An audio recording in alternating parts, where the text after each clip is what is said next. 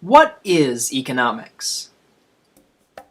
The typical first-year student walks into his first economics class with very little idea of what economics is.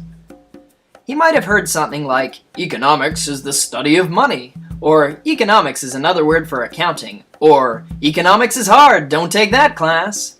But none of those are true. Economics is the study of the use of scarce resources that have alternative uses. That's the classic definition of economics.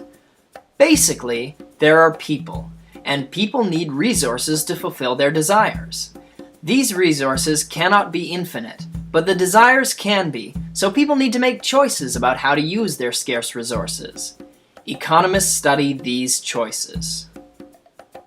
All economic questions fall into one of two categories: positive and normative.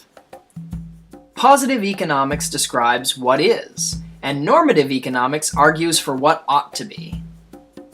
So a question like, why do people use money, is a positive question, and should people use money is a normative question.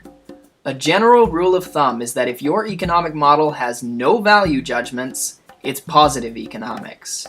Whereas if it does have value judgments, it's normative economics, since to tell someone what he ought to do, you first have to judge what is best for him. Economics is also divided into microeconomics and macroeconomics. Microeconomics studies the behavior of individual agents and markets, while macroeconomics studies the behavior of the entire economy.